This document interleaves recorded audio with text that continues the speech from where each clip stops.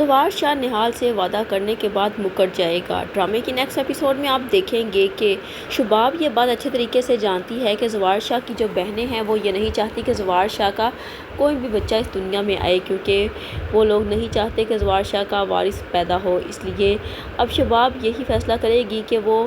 جتنی دیر تک بچہ پیدا نہیں ہوتا وہ نہال کو اپنی ماں کے گھر میں ہی رکھے گی، لیکن فوزیہ وہاں پر بہانے سے پہنچ جائے گی اور یہاں پر وہ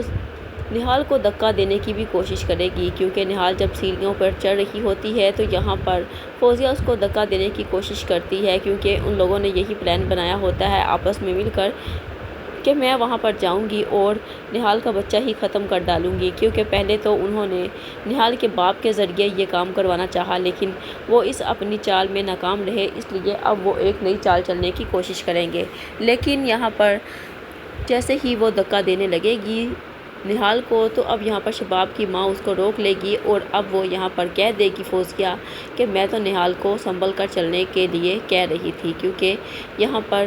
نہال جو ہے وہ گرنے والی تھی، میں تو اس کو بچانے کی کوشش کر رہی تھی۔ اب یہاں پر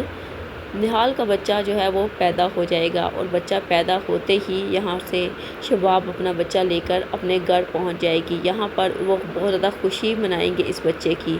نہال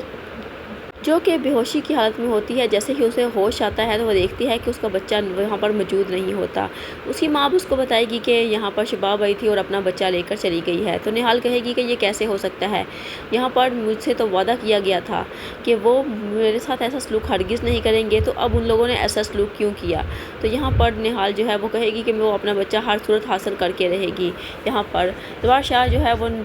شباب سے کہہ دے گا کہ نہال یہاں پر دوبارہ نہیں آئے گی اور نہ ہی اسے اس گھر میں آنے کی اجازت دی جائے گی۔ تو یہاں پر شباب بہت زیادہ خوش ہوتی ہے، نہال